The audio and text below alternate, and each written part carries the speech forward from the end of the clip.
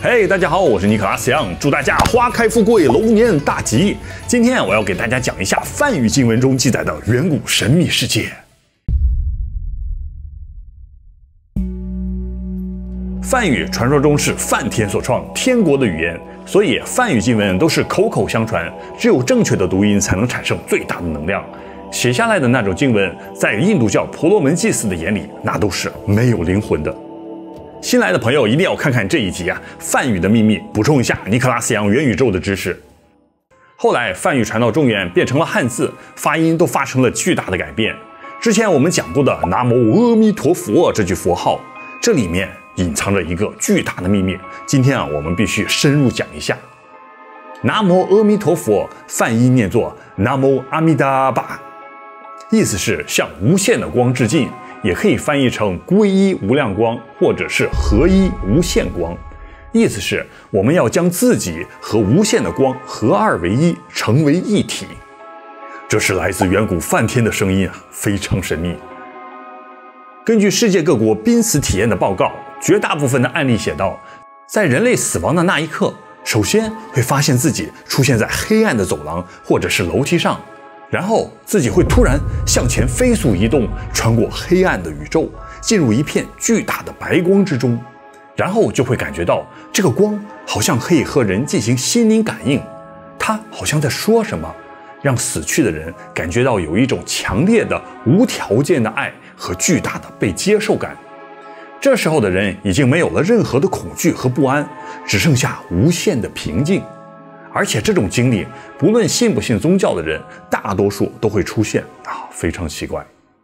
我们优秀天才团里有一位来自台湾非常著名的医生，他对我说啊，他们医院有过统计，经过抢救活过来的人，信基督的在濒死的时候会看到佛祖，信佛祖的在濒死的时候会看见耶稣啊，非常奇怪。这是医生给我讲的，不是我瞎说的啊。看完这一集，大家可能就会有答案，佛祖和耶稣可能是一起的。所以南无阿弥陀佛把灵魂和光合二为一的记载，其实都写在梵语的远古佛经里，其中还描写了远古地球文明的样子。这本书就是《Dilga Agama》长阿含经。Dilga 的意思是篇幅非常长，阿含在梵语里念作 Agama，意思是传来的神圣经典。它一共30卷经文，讲述了世尊释迦牟尼通晓古今，给众比丘讲解世界奥秘的记载。长阿含经汉字版本一共514000字，梵语有多少单词就不知道了，因为已经失传了，估计也有60-70万个单词。那时候梵语还没有文字，全是一个天竺僧人背诵出来的。他就是五胡16国时期的佛陀耶舍。他为人赤姿，长了一脸红色的大胡子。他是印度最高种姓婆罗门家族的，曾经享受大富大贵。但是他在西元4世纪，一个人就穿过山河大海，跑到长安去传播佛法去了。耶舍去长安的时候，只带了些衣物，他所有的经文都是大脑背诵出来的。当时在长安有一位高僧叫做竺佛念，就一边听他讲，一边把他的话全部都翻译成汉字抄写下来。来自天竺的佛陀耶舍说什么，他都能翻译，所以这位高僧就叫竺佛念。他是古代和唐玄奘齐名的大翻译家。因为长阿含经的梵语版本已经失传，所以有人质疑这个来自天竺的佛陀耶舍一个人背诵50-60万字，有没有可能？会不会到最后他就开始乱讲了？后来在泰国出现了一整套印度巴利语记载的经卷，叫做 Digha Nikaya 长部尼迦耶，这个版本在东南亚比较流行，被称作南传长阿含。后来人们把南传长阿含和耶舍在长安讲的北传长阿含一起对比，发现这两个版本基本相同，语句只有细微差别。所以天竺高僧耶舍一个人背诵50-60万字，而且还不会乱掉，那他必须就是当时人类最强大脑之一。因为长阿含经实在是太长了，所以我们今天就讲讲里面最有意思的世尊释迦牟尼讲述的远古世界的秘密。如是我闻，我是像这样听到的。有一天，有1200多僧侣在舍卫国的花林山洞旁边讨论，当时鸟语花香，他们就说：世尊简直是太厉害了，神通远达，知道远古无数觉悟者如何涅槃解脱，跳出6道轮回。而且他还知道他们的智慧、岁数、名字，还有他们的喜怒哀乐。诸位，这天界出来的话语和智慧，世尊是如何知道的呢？这时候，释迦牟尼还在另外一个地方打坐冥想，天耳清净。突然，他就听到有人在议论他，他一下子就睁开了眼睛，缓缓地走到了这个花林山洞。我们先说一下这个舍卫国的花林山洞，它在印度北边靠近尼泊尔的地方。根据记载，当时有人问舍卫国有什么东西，当地人就回答说 everything， 一切，什么都有。释迦牟尼在舍卫国25年，根据记载，当时的盛况是有人口9亿之家。但是在公元5世纪发现来天竺取经的时候，这边已经是满目疮痍，断瓦残垣。200年之后，玄奘来取经的时候，这里所有的圣迹皆成废墟。所以估算来看，释迦牟尼的时代仿佛是非常久远的时候，应该是和旧约圣经时代是相重合的。因为那个时候地球上出现了很多超人类的物种，有很多神迹，释迦牟尼也可能就是其中之一。接下来我讲的都是出自于《嫦娥含经》《八力藏经》《大智度论》以及《金刚经》等章节，并不是我异想天开的。根据这些经书的记载，释迦牟尼一出生就具有32相，32种独特的体貌特征。《金刚经》写道：若以32相观如来者，转轮圣王即是如来。具有这32个特征的，不是如来就是转轮圣王。转轮圣王是佛教时代另一个特别奇怪的存在，有重大的秘密，我在后面会讲到。先说《嫦娥含经》中讲到的佛陀32相，也叫32只大人相，英文翻译为32只伟人相 The 32 signs of a great man。 在圣经创世纪中，伟人 Great Man 的希伯来语念作 Nephilim， 意思是巨人。易经乾卦第5爻95飞龙在天，利见大人。天上有龙，地下就容易出现非常大的人，伟人，也就是巨人。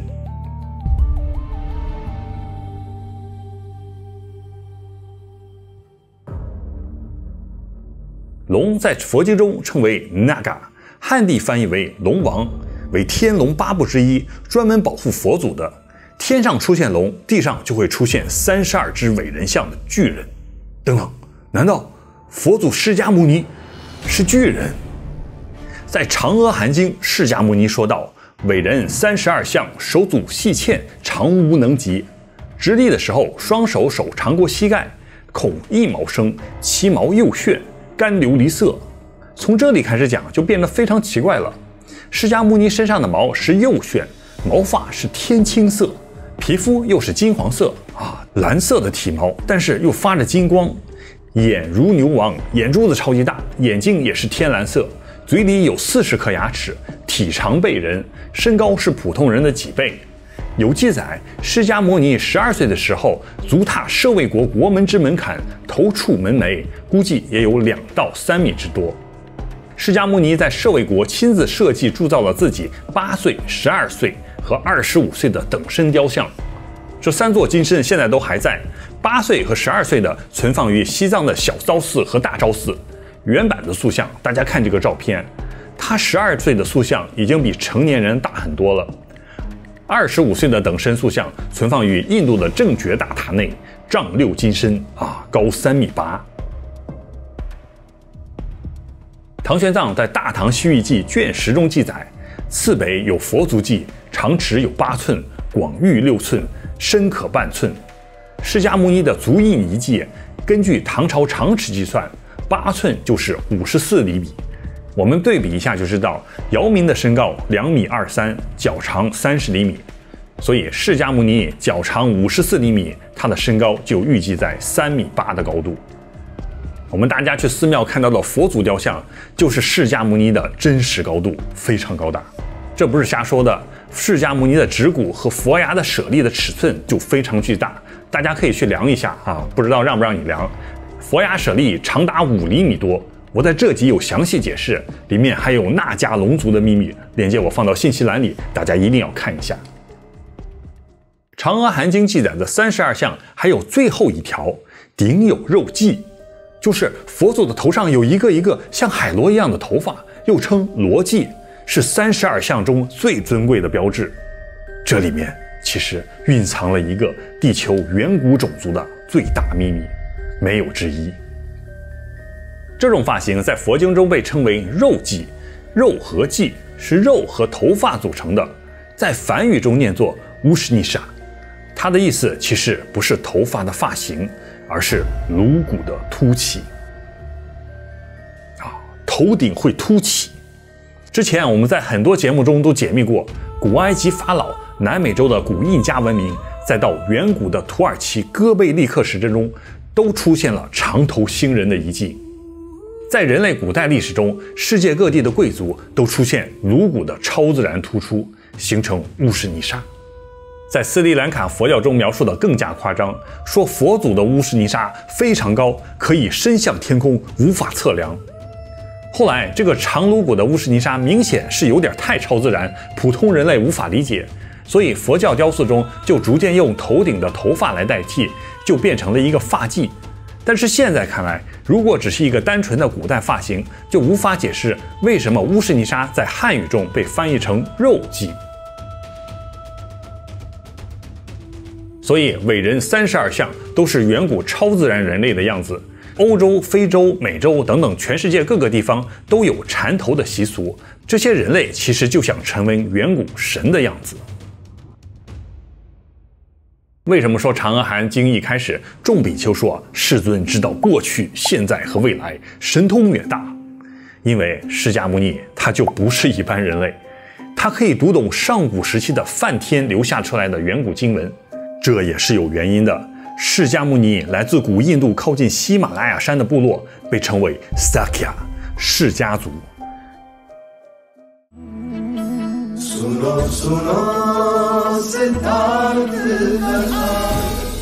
释迦族自称他们是来自远古的 Adika Nama Gautama， 翻译为日种，意思是太阳的后裔。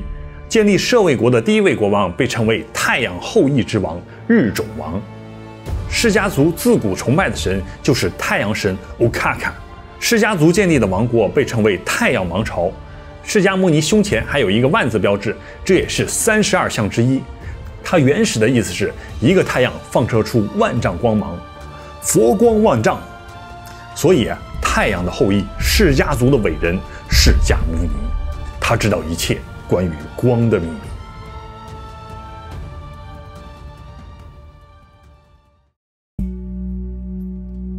众比丘就问释迦牟尼：“请问世尊，这个地球上的生命是如何开始的呢？”释迦牟尼略微沉思了一下，说道：“比丘当知，天地始终，竭尽坏时，众生命终皆生光阴天。宇宙从诞生到毁灭，一成一败，谓之一劫。一劫过去，宇宙连同所有的生命都一同毁灭。但是这些生命的灵一睁眼都会回到光阴天。”释迦牟尼就说，宇宙一共有3界28层天，地球在欲界天，充满了物质的欲望。光阴天在色界至二禅天的最后一层，光阴天之外还有其他天界，最后一个界叫做无色界天，可能是另外一个多维宇宙，没有物质，只有无色身，也就是只有意识的存在。最终的神就在这里，神可能就是宇宙中的巨大意识。所以光阴天可能是介于物质和非物质之间的一个状态，这属于量子佛学波粒二象性。因为世尊说到光阴天里有生命，被称为光阴天人。光阴天人是自然产生的，全身发出耀眼的光芒，他们神足飞空，就那么在天空中漂浮。他们以念为食，吃的东西梵语叫做 sati 意识，维持他们存在的就是这个宇宙的巨大意识，一个巨大的光。为什么叫他们光阴天人？因为他们口诀言音，光当语故，他们没有物质的声带可以发出声音，他们之间交流就是发光。在光阴天里没有什么隐私，你一发光，其他光阴天人都能感知到你在想什么。所以为什么成佛要无欲无求？因为越高级的天界就越没有隐私，否则有一点杂念，这全宇宙都知道你在想什么。接着世尊说道，当宇宙灭亡之后，新世界从涅槃中诞生。这时候的宇宙中既没有时间，也没有日月，虚空中漂浮的全都是水。这时候光阴诸天经过一劫，也到了命中之时。于是光阴天人刷刷的飞出了光阴天界，去寻找新的家园。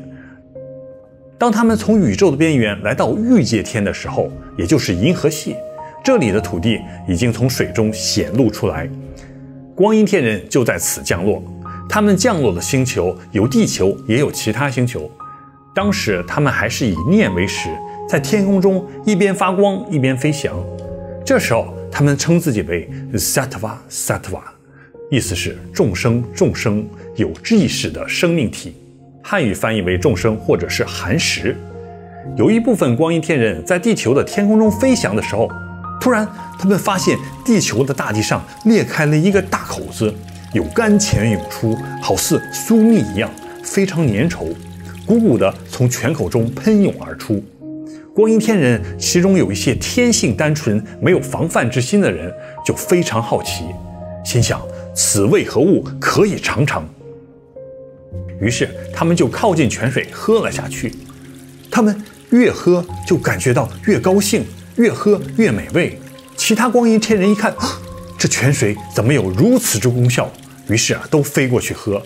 喝着喝着，他们就发现，我们身上的光怎么开始变暗了？这是什么？我们怎么长出了粗糙的皮肤，还有肌肉骨骼？到最后，光阴天人的身上的光就全部都消失了，他们长出了双脚，再也无法飞行，只能在地上行走。众生失天妙色，无复神足，履地而行，身光转灭，天地大明。这时候他们一抬头，周围什么光都没有了，世界陷入了一片黑暗。世尊解释道，按照宇宙的规律，天地大明之后，就一定有日月星辰现于虚空。接着地球就出现了昼夜更替，日月循环。光阴天人从光的形态变成人之后，就一直喝这个泉水生存，但是这个泉水以后就慢慢枯竭了。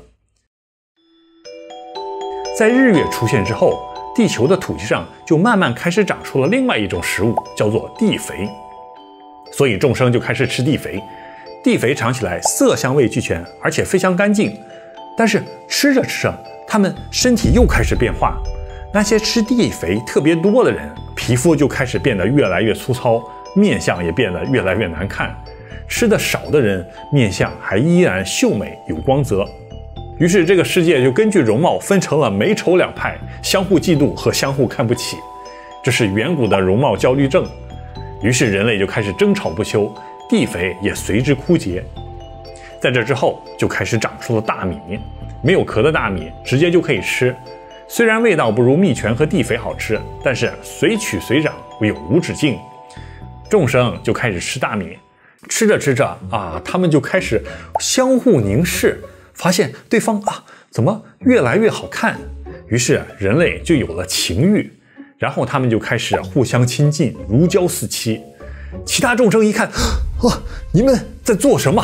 大逆不道，大喊如所为非，如所为非，你们做了不应该做的事情。然后众生就把这些如胶似漆的人赶了出去。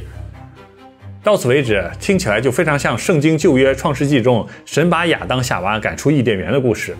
光阴天人也和炽天使一样，浑身发着火一样的光芒。我在被神灭口的秘密中讲到，在古希伯来典籍中记载，亚当和夏娃被创造出来的时候，也是和炽天使一样，全身发出彩虹一般的光芒。当他们吃了禁果之后，身上发光的皮肤才逐渐变暗脱落，露出粗糙的皮肤。后来这些光阴天人变成的人类，为了争夺资源不断争吵，于是他们就希望有一个王来领导他们去征战。这个时候宇宙就突然出现了一个神秘种族，叫做转轮圣王 Chakra Valatin， 意思是轮子转动的那位。转轮圣王有一件宝贝叫做查克拉，查克拉就是火影忍者中的查克拉，放在身体里被称作脉轮。忍者用脉轮积攒的能量就可以发出忍术螺旋丸。而转轮圣王的查克拉是一种可以产生巨大能量的法器。轮王可以坐在查克拉上，在3000大千世界中穿梭，移动速度特别快，可以达到1个阿赖耶，就是10的-22次方的时间，就可以穿梭于银河系之间。整个宇宙中，转轮四王有4位，因为他们在天上飞行，所以也被称为飞行皇帝。每当他们出现在地球上的时候，他们的查克拉就和宇宙飞船一样在天上飞翔，被称为轮宝。《长安含经》中写道：“轮有千幅，光色具足，天降所造，非世所有。”轮宝出现在天上的时候，会发出有颜色的光，这是天上的精空巧匠所造，并不是来自地球这个世界的。驾驶轮宝的转轮圣王也具有32只伟人像的一切特征：全身蓝色的毛发，金色皮肤，巨人的身高，胸前还有个太阳的标志。转轮圣王的寿命有2万至8000岁，这个和苏美尔王表中写的都是一样的。轮宝还是一种强大的武器，阻碍转轮圣王的一切敌人都会被轮宝消灭。在梵语经典和摩诃婆罗多描写的一场核战争中写道：最后战争双方差点就动用了终极武器查克拉，整个太阳系弹指一间差点就灰飞烟灭。当时有个王在刹那之间就放弃了这个玉石俱焚同归于尽的想法。这个故事以后给大家讲释迦牟尼就说他前世就是转轮圣王，如果他不成佛，他也会成为今世的转轮圣王。后来佛教就把这个轮宝查克拉当成标志，佛教寺庙中到处都可以看到这个轮宝。藏传佛教还发明了转经筒，其实这就是转轮圣王查克拉的标志。大家不要以为这转轮圣王驾驶的查克拉穿越宇宙都是远古科幻小说，还有这32象，这世间万物皆是因果。而且释迦牟尼也是地球上的伟人之一，世尊怎么可以说出狂语？给大家看一套图片，这是全世界史前时代的壁画雕刻，石器时代原始人类雕刻的，距今都是1到2万年前。